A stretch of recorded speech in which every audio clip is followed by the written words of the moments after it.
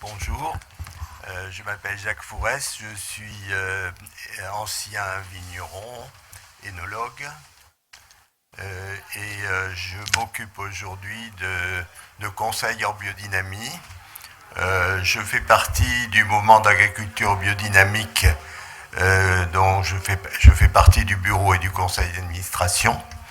Je fais également partie du conseil d'administration de Déméter, qui est un des organismes de certification. Et je fais partie des commissions cahier des charges du même Déméter. Voilà. Et je préside l'Aquitaine au niveau des préparations biodynamiques, c'est-à-dire que le mouvement d'agriculture biodynamique est divisé en régions et je m'occupe de la région Aquitaine qui groupe 6 départements. Voilà.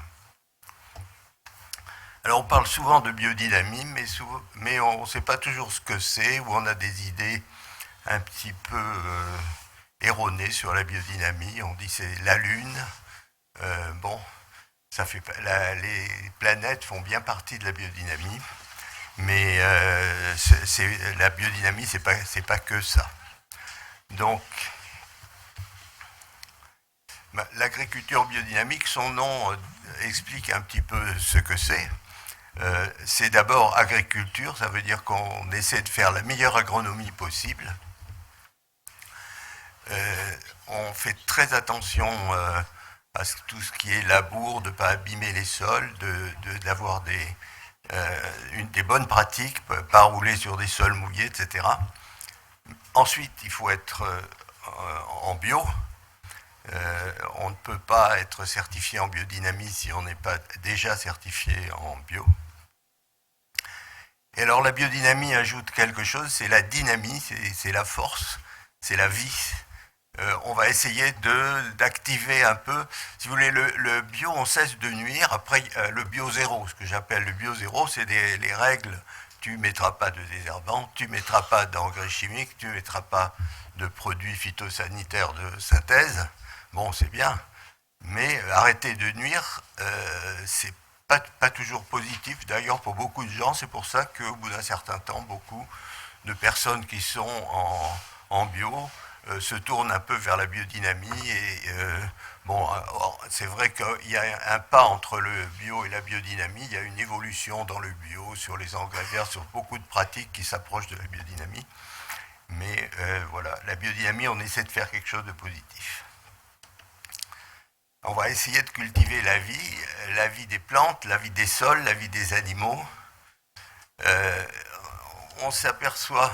Alors comment on va activer la vie des sols? On a des préparations qui vont nous aider à activer la vie des sols. On a des composts qu'on dynamise, c'est-à-dire dans lesquels on met certaines préparations qui vont nous aider à animer cette vie des sols. On va mettre des engrais verts qui sont aussi un engrais gratuit, ou presque, c'est de la semence, puis c'est la photosynthèse qui fait le reste et qui fabrique de la matière à partir de quelques semences et qui va permettre de nourrir ces sols. Ensuite, on va essayer de donner une dynamique aux plantes parce que quand la plante se nourrit correctement, elle est en meilleure santé. La meilleure nourriture pour la plante, c'est l'humus qui est fabriqué par les micro-organismes du sol avec les matières vivantes qui se décomposent tous les ans dans le sol. Si elles se décomposent bien, on a une fabrication d'humus qui est la nourriture de choix de la plante. Alors, les plantes aussi se trouvent bien.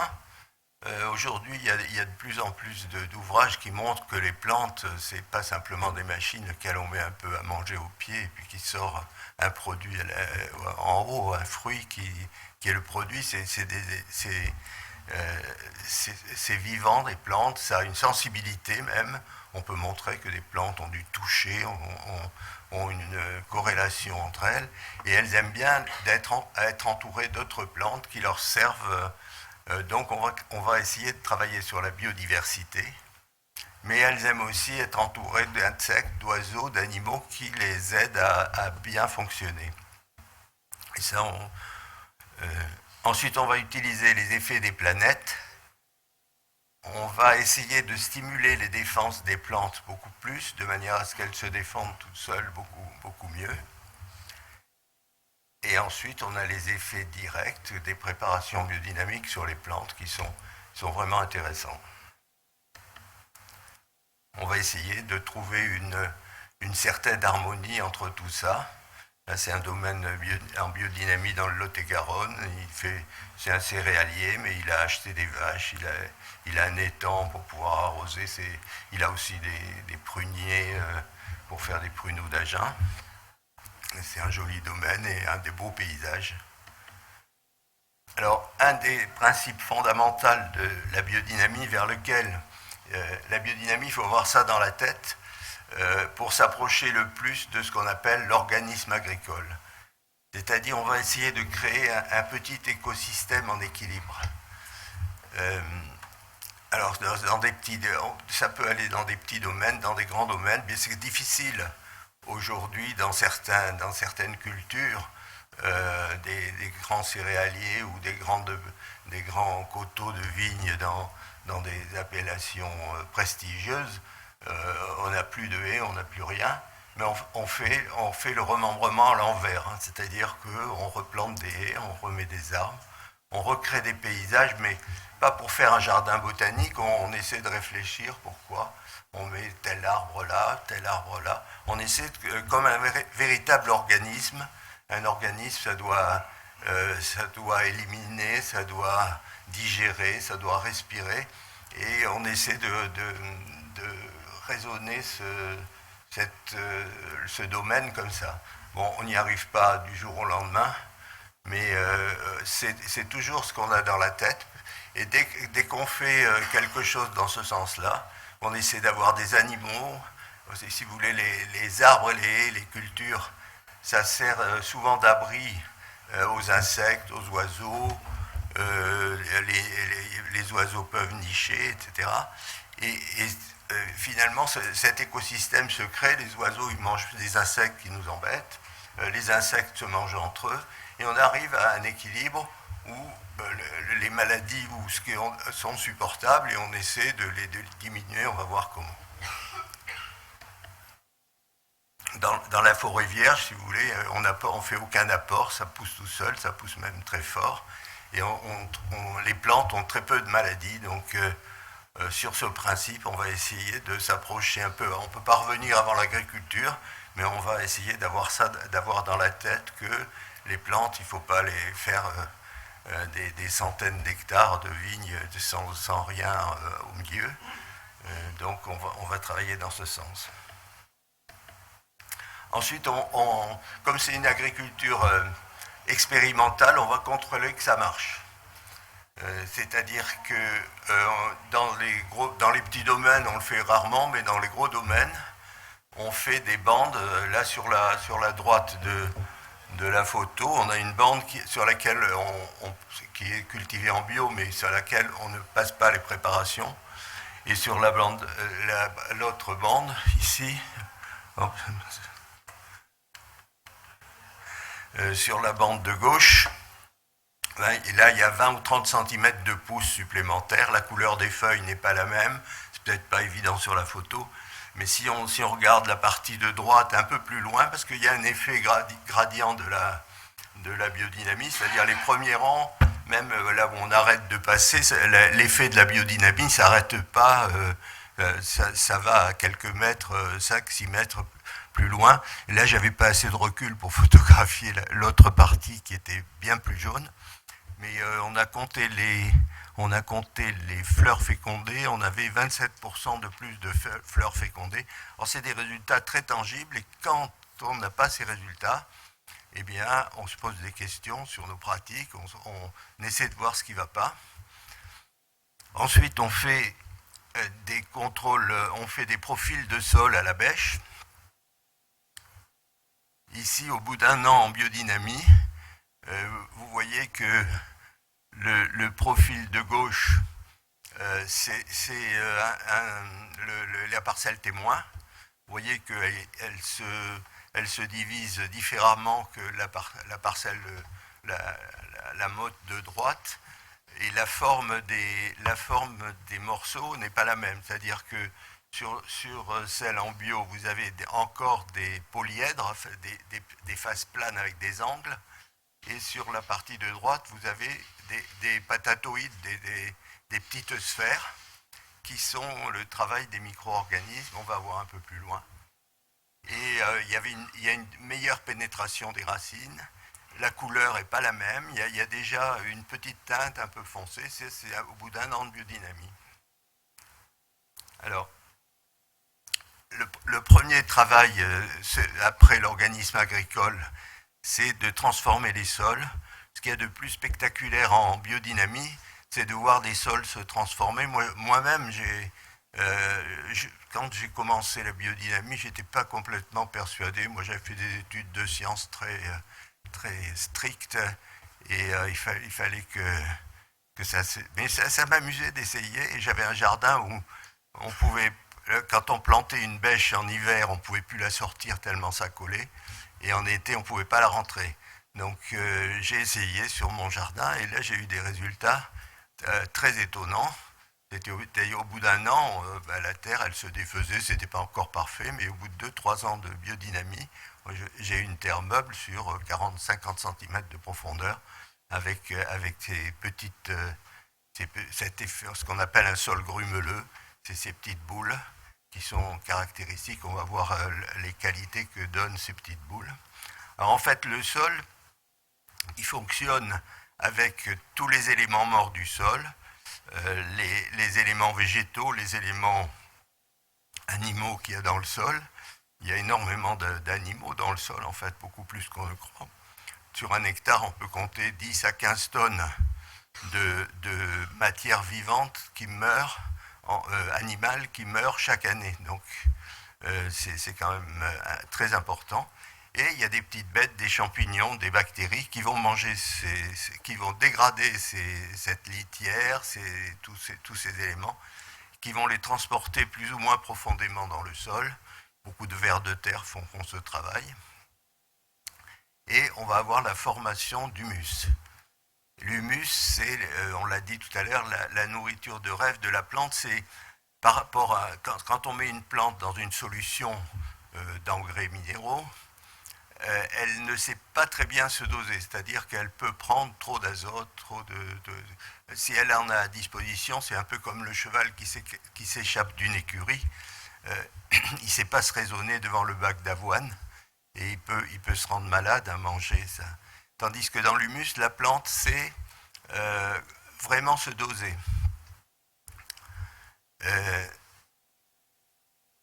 Ensuite, cette vie des sols va jouer sur la structure. Cet humus joue aussi sur la structure, mais il y a un autre phénomène qui joue. Alors, ce qu'on va chercher dans un sol, il est en équilibre, il peut soit faire de la pourriture avec un dégagement de méthane et puis des produits toxiques pour les plantes, soit faire du compostage avec un dégagement de gaz carbonique et ce fameux humus qui est la nourriture de choix. Donc on va essayer de favoriser la première fonction, aérobie, qui est, il faut que l'air pénètre dans le sol, l'air et l'eau pénètrent dans le sol pour que cette activité de compostage puisse se faire.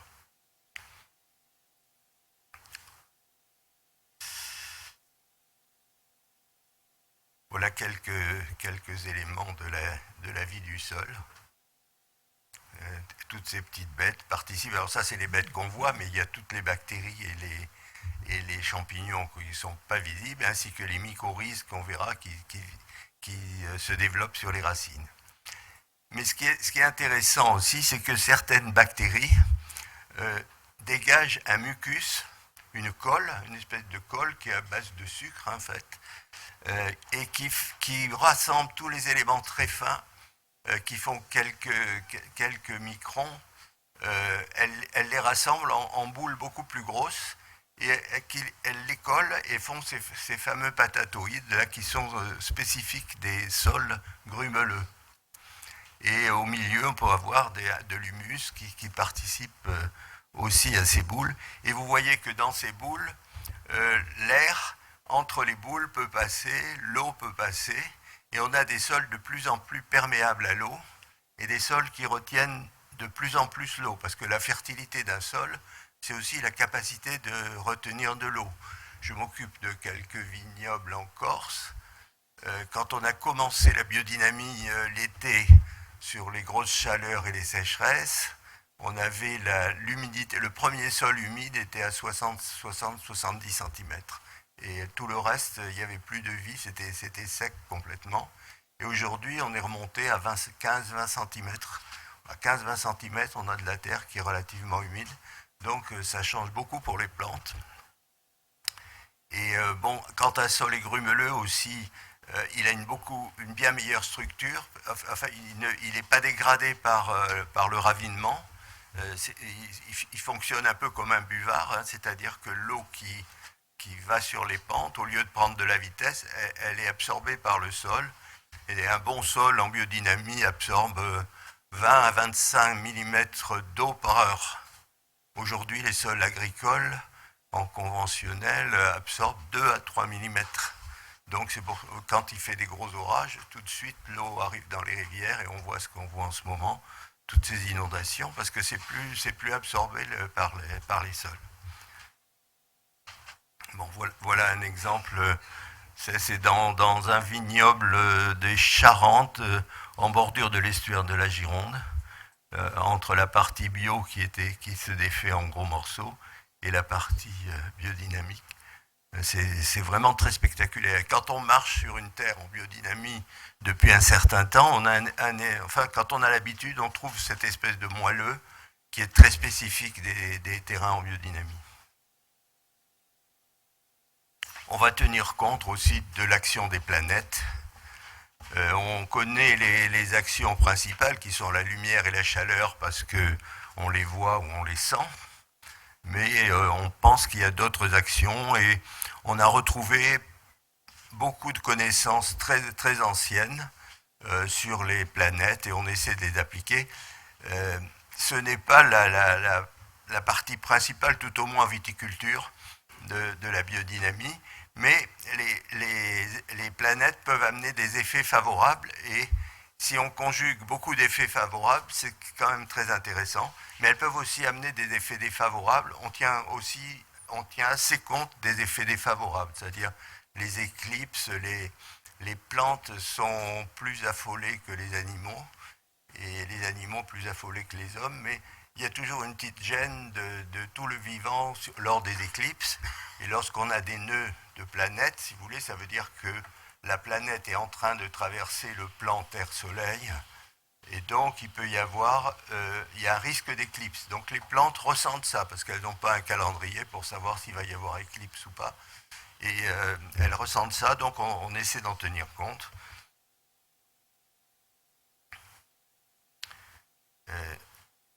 Là, il y a bientôt 100 ans que 1924 a été créé le cours par Rudolf Steiner, le cours aux agriculteurs. Alors c'est pas un cours exhaustif en disant faut faire ça, ça et ça. Il faut essayer ça, ça pourrait se faire comme ça. Et depuis 80 et quelques 90 ans, on essaie. Et aujourd'hui, on a des pratiques qui marchent assez bien. La biodynamie, disons que la biodynamie, c'est quand même une agriculture à la carte. On n'applique pas la même biodynamie dans toutes les régions, dans tous les terrains, et même sur le même domaine. On n'utilise pas toujours les mêmes préparations. C'est du sur-mesure qu'on crée avec beaucoup d'observations.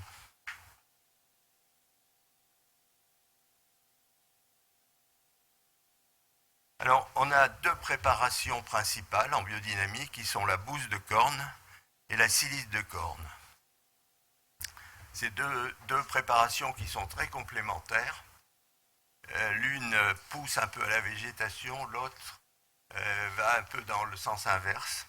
L'une a des forces plutôt de pousse végétale, très exubérante, et l'autre a plutôt une fonction de structuration. Voilà la bouse de corne en train de remplir des cornes avec de la bouse de vache. Voilà, ça c'est dans mon département, le groupe de préparation. On enterre 2000 et quelques cornes chaque année. On recouvre ça et on met ça à l'automne et on les retire au printemps. Là, on va les retirer au mois d'avril. Et on vide les cornes et on a ce produit qui est la bouse de corne. Alors, l'action sur les plantes, ça fait des limbes très larges, c'est des feuilles plutôt rondes, d'un vert sombre, plutôt bleu. Mais c'est un effet très haut, c'est-à-dire qu'on dilue de plus en plus, un effet presque de digestion de la plante, et les tissus deviennent de plus en plus fins. Plus on augmente cet effet, plus les tissus deviennent fins. C'est des plantes qui sont très riches en protéines, beaucoup d'énergie. Et si on regarde les hormones que ça excite, ça excite plutôt la cytokinine et l'auxine aussi. Alors ça a une action sur le sol, on l'utilise au printemps et à l'automne. Après on redouble plus ou moins en viticulture, on verra. Et voilà un effet d'exagération de bouse de corne sur une pièce de merlot dans un grand château du Bordelais que je suis. La chef de culture, elle avait un reste de dynamiseur elle ne voulait pas le jeter, donc elle le passait toujours sur la vigne à côté. Et au bout d'un moment, la vigne, elle avait toutes des feuilles de ce style qui ne rentrent pas dans un 21-29-7. J'étais un peu affolé parce que c'était une année à mildiou et finalement on est bien passé à côté et ça a fait une belle récolte et les vins n'étaient pas mauvais ont été même plutôt bons puisqu'ils sont passés en premier vin alors que c'était une parcelle qui n'avait jamais fait de premier vin, donc ça a quand même marché. Le deuxième produit, c'est la silice de corne. C'est fait à partir du quartz qui est un cristal à maille hexagonale qu'on va casser jusqu'à 5-6 microns, où on a cassé complètement les formes hexagonales du quartz, c'est-à-dire on a cassé la structure cristalline. Alors le produit, la silice de corne va peut-être essayer de recréer une structure, et c'est ce qu'on peut constater. On voit que ça redresse les plantes, on va voir un petit peu tout ce que ça fait. Voilà, dans un groupe du Médoc, on est en train de remplir les cornes de silice, on mouille un peu cette silice broyée très fine, et on la met dans des cornes, et elle est mise en terre pendant tous les mois d'été. Alors si on regarde la plante qui correspond à la silice, c'est plutôt des plantes méditerranéennes, hein, les premières étaient liées au feu, à l'eau, et ça c'est plutôt lié au feu. Donc ça fait des feuilles étroites, pointues, en forme de lancéolées, en général opposées ou verticillées, qui prennent leur source à la même. Et ça fait des épidermes très épais, du bois. Au lieu de trouver des protéines, on trouve des huiles essentielles, et on trouve ça dans les terrains secs. C'est des plantes qui sont plutôt dans la verticalité, les autres étaient plutôt en tendance à s'écarter dans l'horizontalité. Ça, c'est des plantes qui sont dans la concentration. Et l'hormone, alors, là, elle agit sur plusieurs hormones à la fois, enfin successivement. En début de saison, elle a une action sur la gibéréline, qui fait la gibéréline une hormone qui peut transformer un poids nain en poids grimpant. Et sa structure, c'est-à-dire que souvent des vignes qui sont passées à la silice, les voisins disent tiens, tu as déjà relevé la vigne, et en fait les fils de fer sont toujours en bas et ça n'a pas été relevé. un peu plus tard dans la saison, ça a une fonction éthylène, c'est-à-dire c'est l'hormone du mûrissement. Et ça nous intéresse beaucoup parce que ça va augmenter tous les parfums, tous les tanins, la matière colorante. Et en plus, la silice va avoir un effet de durcissement des tissus, comme la plante qu'on regarde là. Ça veut dire que les maladies, les insectes auront plus de mal à piquer sur ces plantes. Donc voilà. Ça, c'est un champ de haricots de flageolets qui est en Charente. On n'a pas encore remis assez de haies là, mais c'est en cours. Hein. Mais j'avais très peur parce que ces haricots, ils menaçaient ils n'avaient rien pour les chausser. Ils menaçaient de s'effondrer. On a passé une silice et ils sont restés droits jusqu'à la récolte. Et ils ont fait une très belle récolte de ces flageolets qui sont...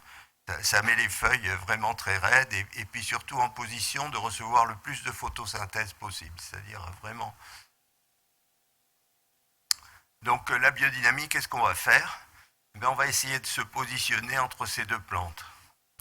Là, les petits losanges bleus, on va essayer, si on est en maraîchage, on va se mettre de ce côté-là. On ne va pas se mettre trop du côté haut parce que les légumes ne vont plus avoir de goût et puis ils vont être malades. Et si on fait de la vigne, on va se mettre sur le petit losange jaune. Pas trop sur le feu parce qu'après il n'y a plus de récolte, mais on va essayer d'avoir le plus de parfum possible en fonction des rendements qu'on veut faire aussi. Hein. Moi j'ai des viticulteurs dans la région du Gers qui ne cherchent pas à faire des vins de garde, qui font du vin de carafe pour les restaurants et ils font 90 hecto-hectares depuis 10 ans et le vin est tout à fait agréable, mais c'est un vin de carafe dont personne ne parle, mais tout le monde le boit.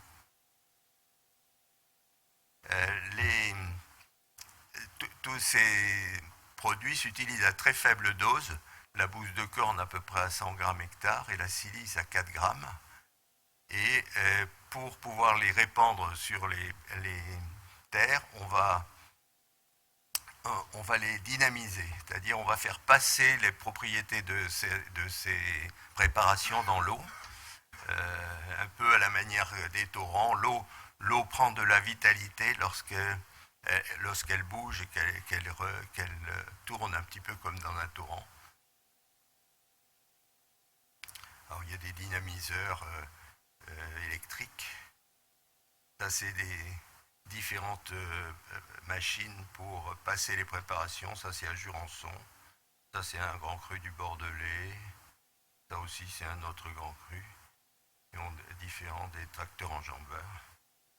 Ensuite, on va utiliser le compost biodynamique dans lequel on met 6 préparations qui correspondent chacune à une planète et à très faible dose.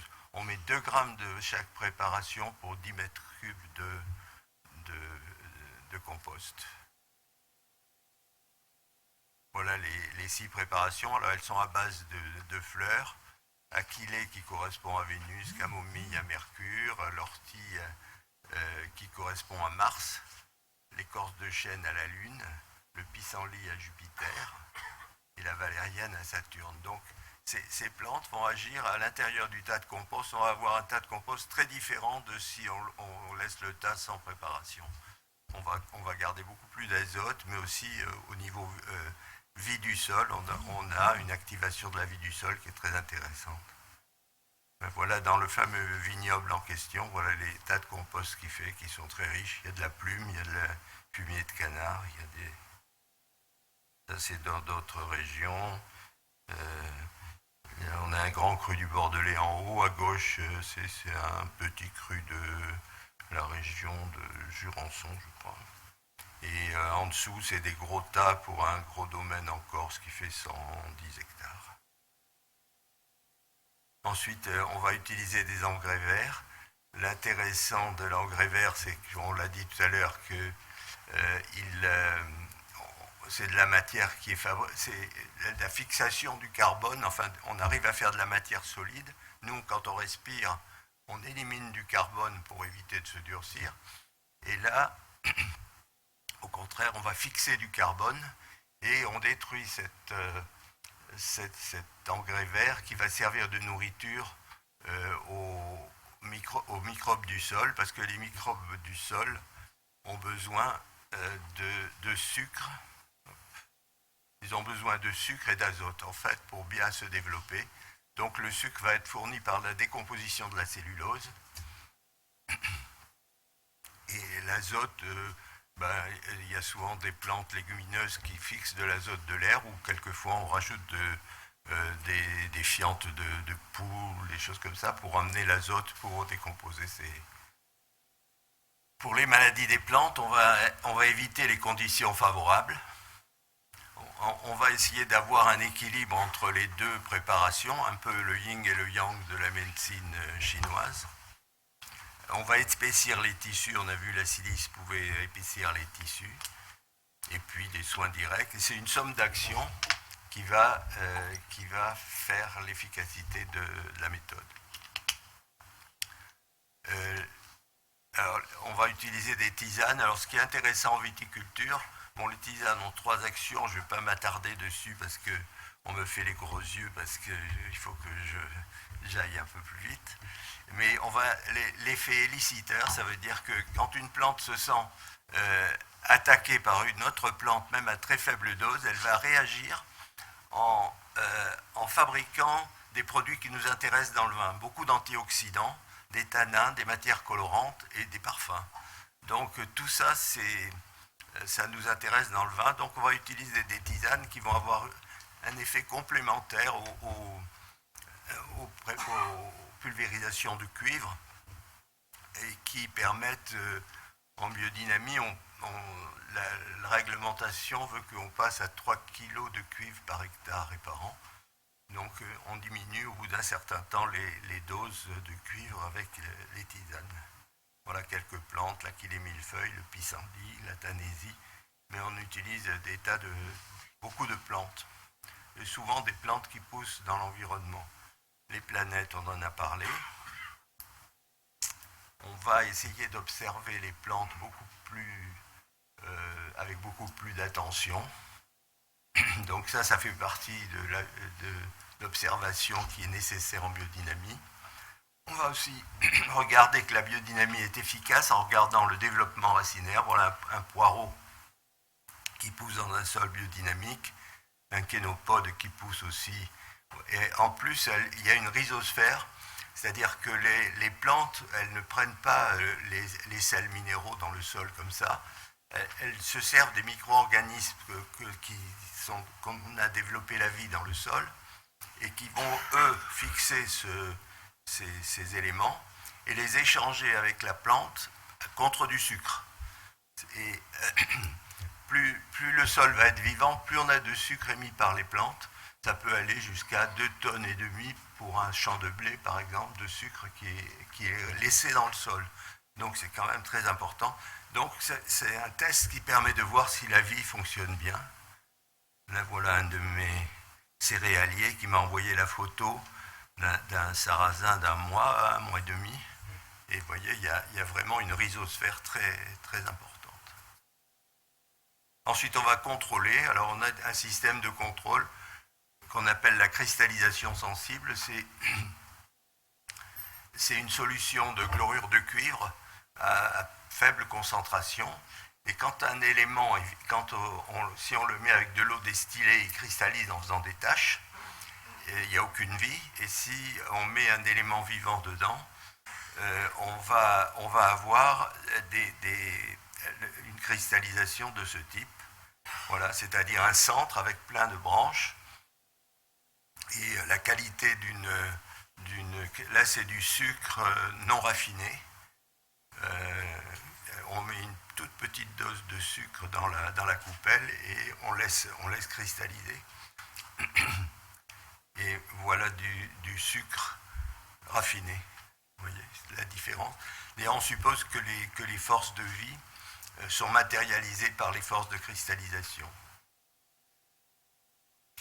Alors en vigne, on voit les racines qui remontent en surface parce qu'elles n'ont plus d'air et d'eau.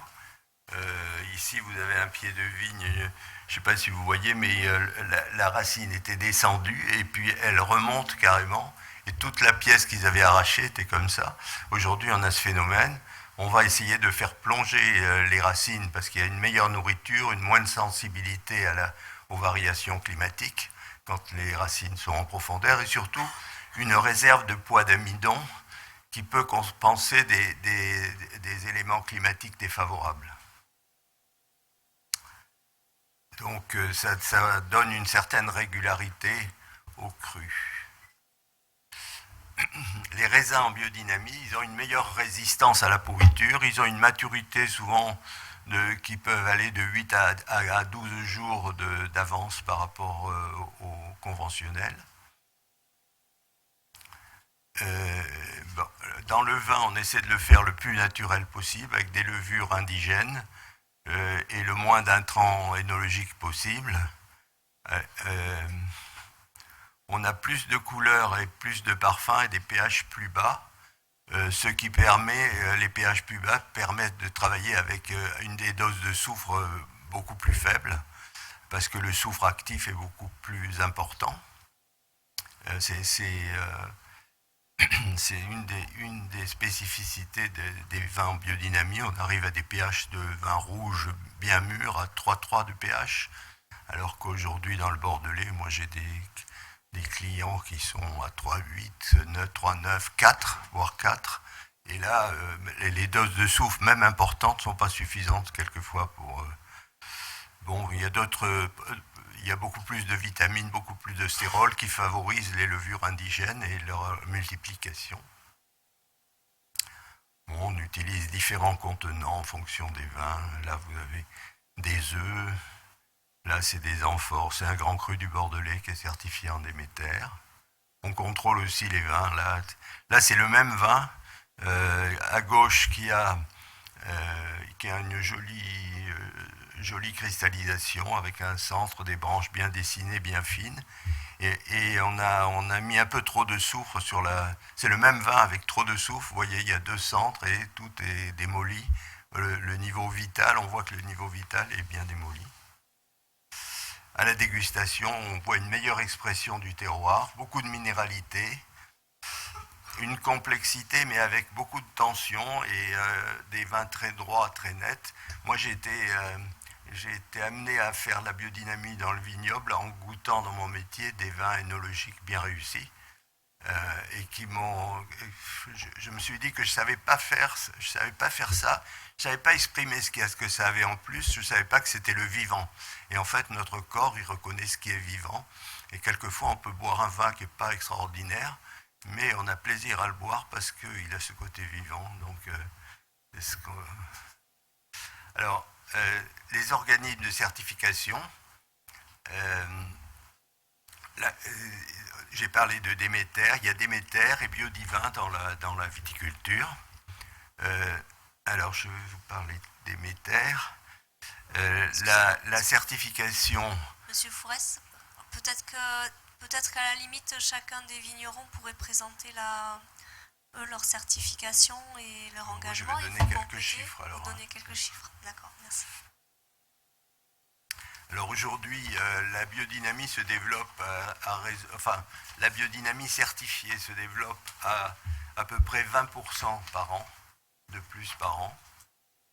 Et en 2016, on était à 6160 hectares qui étaient soit reconnus, soit en conversion. Et cette année, il y a plus de 7000 hectares. Donc c'est très important. Et après, dans les questions, on pourra traiter, ou vous pourrez traiter ce qu'est la certification Déméter. Voilà un peu de poésie pour terminer. Baudelaire, qui aimait bien les plantes, les fumées même. La nature est un temple où de vivants piliers laissent parfois sortir de confuses paroles. L'homme y passe à travers des forêts de symboles qu'il observe avec des regards familiers, comme de longs échos qui parfois se confondent en une ténébreuse et profonde unité, vaste comme la nuit et comme la clarté, les parfums, les couleurs et les sons se répondent. Merci.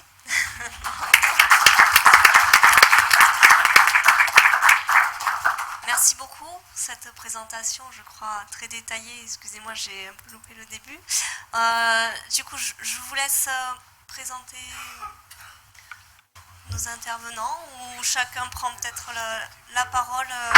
Peut-être on va commencer par les producteurs qui nous ont rejoints, qui vont présenter leur domaine et leur bonjour engagement. Bonjour à tous, je suis Emmanuel Caz, vigneron dans le Roussillon, donc le domaine Caz à Rivesaltes. Nous avons un domaine assez important et nous avons entamé une conversion en biodynamie où il y a aujourd'hui plus d'une vingtaine d'années, donc en 97. Et bon, nous étions à l'époque, on faisait face à des problèmes de rétrogradation de sol, donc on voulait trouver une manière un petit peu différente de travailler. Et là où l'agriculture biologique, on va dire, nous empêchait nous éviter de faire des bêtises, on a été très vite séduit par la biodynamie, puisque justement elle apportait une solution, puisque la base était ce que vous avez présenté, voilà, amener la vie dans le sol. C'est un ami vigneron de la vallée du Rhône qui pratiquait déjà ou qui était en train de débuter, qui nous a fait rencontrer donc une personne qui était François Boucher. Donc François nous a accompagnés pendant plusieurs années sur la conversion, et petit à petit voilà, le domaine a été converti à raison d'une trentaine d'hectares par an, et au final pour avoir l'ensemble de nos cuvées voilà, qui sont en biodynamie. J'enchaîne peut-être directement sur Biodivin aussi. Donc on a justement autour de ce travail, enfin, quand on a fait nos débuts en agriculture biodynamique, moi dans le Roussillon, la seule personne qui pratiquait aussi, donc il y a 20 ans, la biodynamie, était un maraîcher. Je ne connaissais pas trop son métier, il ne connaissait pas trop le mien, donc on avait du mal à échanger ou à comparer ou à se nourrir l'un de l'autre. Donc c'est vrai que on s'est retourné vers François qui nous a accompagnés, et il nous a fait rencontrer d'autres vignerons qui étaient un petit peu dans la même situation que nous, qui commençaient, qui débutaient, et c'est comme ça qu'on s'est retrouvé avec une groupe d'une vingtaine de vignerons au début, et petit à petit d'autres nous ont rejoints, puis des amis d'autres vignerons, pour arriver aujourd'hui. Donc le syndicat se regroupe à peu près 135 entreprises sur un peu plus de 3000 hectares. Alors Biodivin est un label qui est décerné, qui est attribué par un syndicat qui s'appelle le SIVCBD, Syndicat International des Vignerons en Culture Biodynamie. Et justement, alors dans ces 3000 hectares, on est aussi assez fiers, puisqu'on a quelques vignerons qui nous accompagnent, qui viennent du Portugal, qui viennent d'Italie, de Suisse, d'Allemagne. Et ça nous permet aussi de rencontrer et d'échanger avec des gens qui ont des environnements ou des modes de production assez différents. L'engouement pour la biodynamie, on le voit, enfin, vous l'avez cité aussi, est réel. Là où avant notre syndicat grossissait de 5 à 10 entreprises par an, aujourd'hui on a une vingtaine, une trentaine de demandes chaque année de propriétés qui veulent nous rejoindre. Donc évidemment, ces personnes, on va les rencontrer, on juge leur motivation, les moyens qu'ils vont installer pour pratiquer la biodynamie. Et puis petit à petit, voilà, une fois que la conversion, en fait, ces gens peuvent venir vers nous, une fois que la conversion vers la bio est révolue, et ensuite on bascule sur un processus de conversion comme toute certification pour obtenir le label Biodivin. Donc le propre de ce syndicat, c'est évidemment se retrouver assez souvent. Il y a toujours un principe de parrainage, d'accompagnement. L'essentiel est de ne pas laisser un vigneron tout seul débuter la biodynamie. Il a toujours besoin d'être accompagné, d'échanger, parce que beaucoup de questions au début quand on travaille de la sorte. Mais aussi on fait de la formation, on finance un petit peu de recherche, ce qui a été un peu plus dur ces derniers temps, parce que évidemment ça demande beaucoup de moyens. Et puis aussi dans l'idée du syndicat, il y a la défense, il y a la promotion, donc on fait aussi quelques dégustations, des événements de communication où on présente nos vins tous ensemble lors d'AG, lors de dégustations en France, à l'étranger, sur des salons aussi.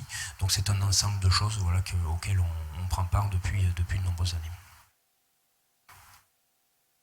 Est-ce que merci. Voilà. Oui, merci. Madame Thibault, vous êtes aussi... donc vous avez fait la démarche de la biodynamie, donc expliquez-nous un petit peu, vous, quelle était votre démarche. Donc nous, c'est un domaine familial depuis 1670, et sa particularité, c'est d'être en bio depuis 1670. Alors, c'était juste de l'agriculture en fait. Mais j'ai la chance d'avoir des parents. Mes parents, c'est la génération des années 45. Et pour moi, c'est la génération qui a foiré l'agriculture, hein, enfin, gentiment, mais voilà. Et j'ai la chance d'avoir des parents qui sont restés en bio et qui ont juste fait leur métier de paysan. Nous, quand on a repris avec ma sœur et mon mari, il y avait encore mes parents d'ailleurs, on avait des questionnements auxquels la bio ne répondait pas. Et donc on s'est dit, c'est peut-être la biodynamie qui pourrait répondre à ça, à ce qui nous manque, cette soif qu'on avait et que la bio n'abreuvait pas. Donc on a eu aussi des mauvaises expériences. Au départ, on n'a pas rencontré les bonnes personnes, donc on a pris 2 ans de retard. Et puis un jour, on est allé dans un domaine en Bourgogne, qui est le domaine Guillemot-Michel. C'est un tout petit domaine, c'est 25 ans de biodynamie, extrêmement précise, une grande agronomie. On a goûté les vins, c'est un vin extraordinaire. T'es allé voir les vignes, et là on s'est dit on est vraiment des ânes, mais vraiment des ânes de ne pas travailler comme ça. Et là il fallait aussi qu'on rencontre la personne qui pouvait nous accompagner. Et ça a été la rencontre avec Pierre Masson en Bourgogne. Et voilà, et donc tout de suite, tout le domaine est passé. Alors, nous, c'est pas qu'un domaine, c'est un domaine viticole essentiellement, avec 25 hectares de vignes, parce qu'on est 4 familles. Mais c'est aussi 7 hectares de terre vivrière. Ça a toujours été. Mon père nous a toujours appris en disant un paysan doit d'abord se nourrir, savoir se nourrir. Donc on essaie de produire l'essentiel de ce qu'on consomme. En tout cas, des choses importantes, absolument indispensables. La matière grasse, nous, c'est l'huile d'olive chez nous. Les légumes, le sucre avec les abeilles, les céréales. On a aussi 2 chevaux de travail. Donc, c'est pas comme un tracteur, même quand il ne travaille pas, il mange 2 fois par jour. Donc, les foins et les céréales. Voilà. Voilà, donc ce domaine, c'est un domaine assez complet. Je vous ai dit, il doit nourrir 4 familles. Donc, il y a une obligation de rendement et de résultat. Ça, c'est indispensable. Et en biodynamie, on a ces résultats. Donc je m'insurge toujours un petit peu quand j'entends dans certaines réunions dire « Ah, vous allez passer en bio, accepter un peu les pertes de rendement, blablabla. » Non, au contraire, on a une augmentation de rendement, on amène de la vie. Donc, qui dit vitalité, puissance, on a des rendements. Si on n'a pas de rendement, peut-être faut-il se poser la question de l'agronomie. Voilà. Et après, qu'est-ce que je veux te dire ? Déméter, mais je ne présenterai pas aussi bien que... Voilà, donc nous, on est vignerons de Déméter. Alors, pourquoi ? Là, au départ, je ne sais pas pourquoi. C'était parce qu'on a été influencé par ces vignerons qui étaient chez Déméter et Pierre Masson. Au début, on n'était pas certifiés, on faisait juste notre travail. Et puis, donc notre ami Pierre Masson nous a poussé un peu vers la certification, donc on l'a fait, donc on est allé chez Déméter. Il y a une chose que je regrette vraiment, c'est pourquoi 2 certifications. Voilà, moi je serais plus, voilà, je trouve qu'on on est vignerons, on travaille tous de la même façon. Personnellement, voilà, je préférais qu'on soit tous bien d'accord. Et je pense qu'en plus, au fond, on est tous bien d'accord sur notre travail. Et je trouve que ça serait plus clair. Voilà, donc nous, on était vers Déméter c'était, je pense qu'ils avaient fait beaucoup de travail aussi, un peu la reconnaissance du ventre. Ils avaient fait beaucoup de travail pour faire connaître la biodynamie, et ce, dans tous les secteurs de l'agriculture, et pas que le vin. Voilà. Mais je ne présenterai pas bien, donc je vous laisserai. Oui, la certification Déméter. En fait, Biodivin et Déméter, le mouvement d'agriculture biodynamique, et moi je faisais partie de ce mouvement pour essayer d'avoir une seule certification. À vrai dire, les cahiers des charges sont très proches, il n'y a pas vraiment de gros écarts. La certification Déméter, c'est un certificateur Déméter qui vient chez vous la première année quand vous faites votre demande. Ensuite, c'est vérifié par EcoCert ou d'autres organismes de certification du bio, mais tous les 3 ans, il y a une visite Déméter. Biodivin, c'est EcoCert qui fait les... Moi, on trouve que EcoCert, c'est un peu trop oui-non, sans objet, et avec des croix. La certification biodynamique, on demande d'avoir un petit peu plus de vision de l'organisme agricole, de l'esprit, de la biodynamie.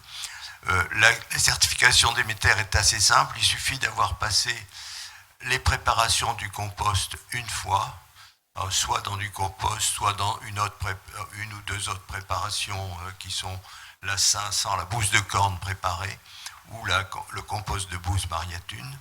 Chez Biodivin, le compost de bouse Maria-Thune est obligatoire au moins une fois. Et il faut avoir passé une silice. Ensuite, il faut que tout le domaine soit en biodynamie, c'est-à-dire qu'on ne peut pas avoir qu'un morceau en biodynamie, le reste en bio. Et puis ensuite, il y a deux niveaux dans les vins. Il y a le niveau des raisins qui sont certifiés en biodynamie, c'est vins issus de raisins en biodynamie. Et ensuite, le vin Déméter. Alors, le vin Déméter, il y a un cahier des charges de la biodynamie de Déméter sur la vinification qui est assez strict, mais c'est des levures indigènes. Bon, ça, déjà en bio, la plupart pratiquent les levures indigènes, mais il y a peu d'intrants autorisés. Il y a la bentonite, l'école, albumine d'œuf et puis protéines de pois et depuis peu de pommes de terre. Et puis le soufre qui est limité par rapport au bio, c'est un peu en dessous. Il y a des dérogations si possible en fonction des conditions de récolte, des millésimes, etc. Donc il y a des possibilités de dérogation, mais bon, c'est assez strict mais bon, les gens y arrivent bien, et puis ils mettent quelquefois un peu de temps à demander le vin Déméter, mais une fois qu'ils l'ont demandé, bon, dans l'ensemble, ça se passe bien. Très bien. Caroline, vous représentez les consommateurs dans cette assemblée. Donc, quelles particularités et profils vous retrouvez ou vous cherchez dans les vins qui sont certifiés en biodynamie? On le verra à la fin de la présentation, parce qu'on a une dégustation qui est prévue. Donc je vous présenterai une petite sélection de vins que j'ai grappillé dans le salon pour vous montrer ce que je recherche dans un vin en biodynamie. Alors pour l'illustrer, j'ai fait en novembre un voyage en Autriche.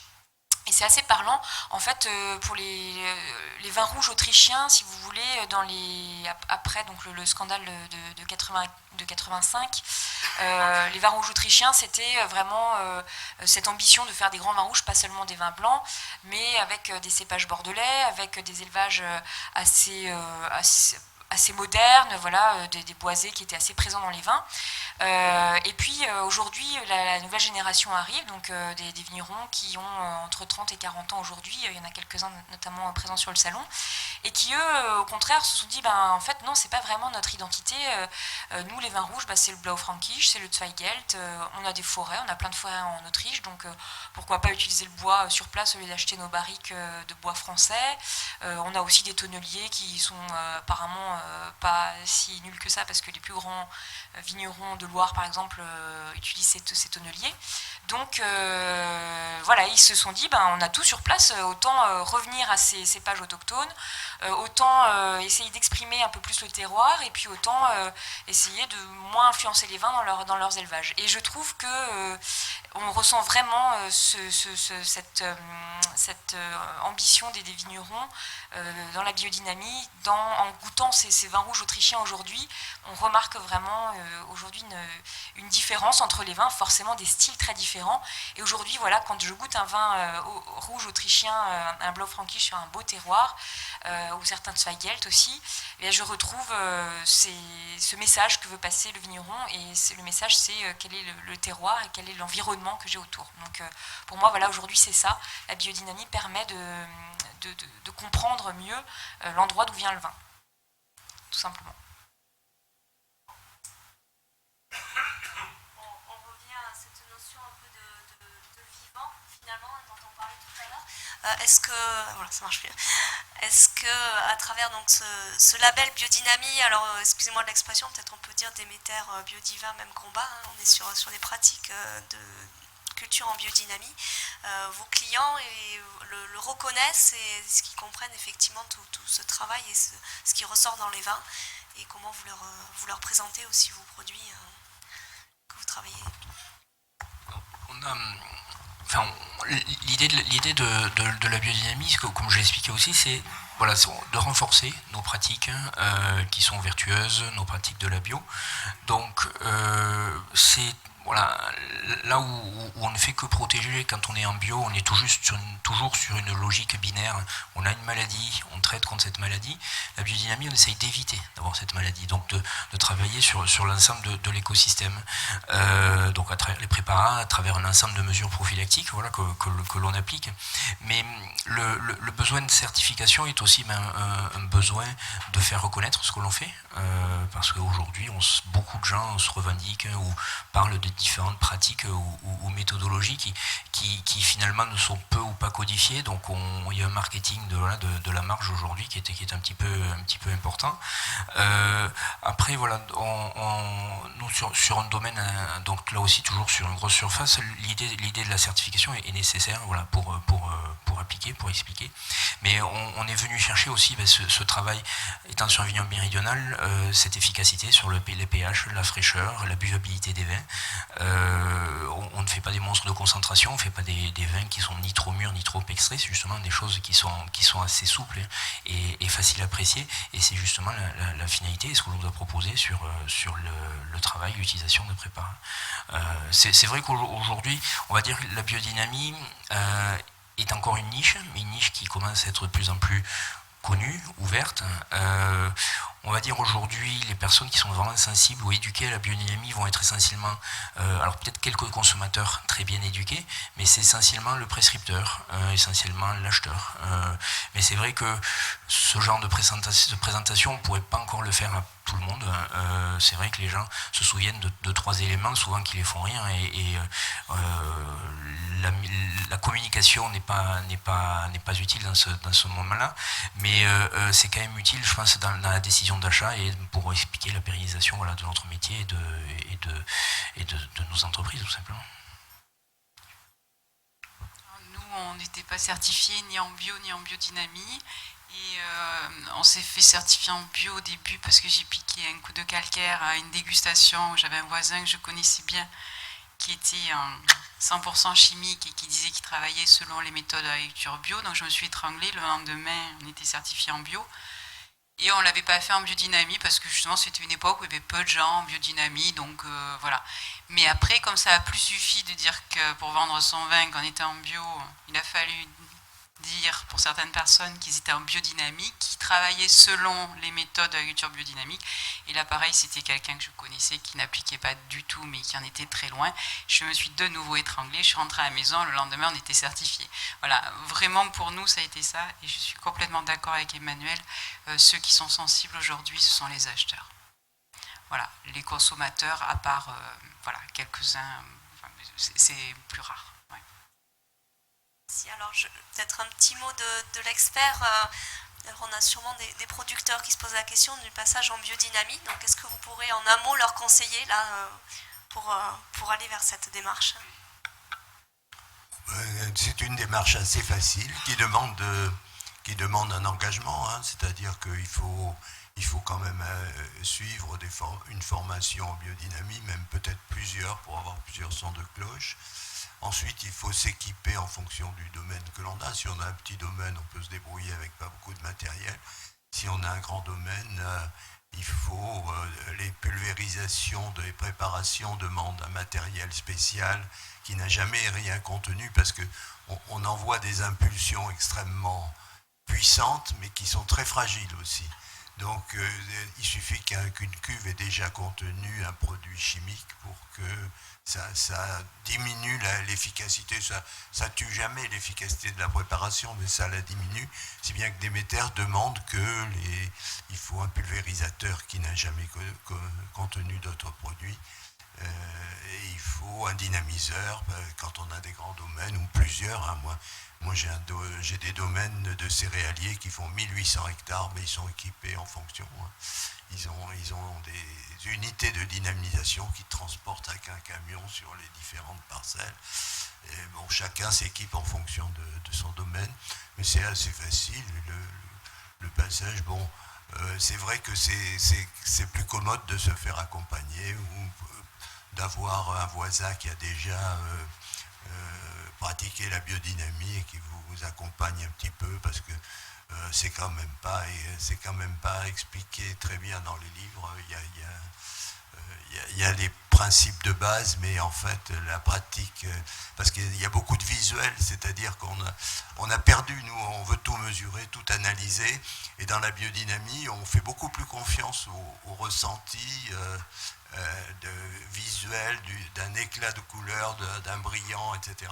Et moi j'ai des personnes qui ont une sensibilité par rapport aux plantes qui est extraordinaire. Ils prévoient beaucoup plus vite que d'autres un petit problème, et du coup ils le règlent plus facilement. Voilà. Non, c'est assez facile.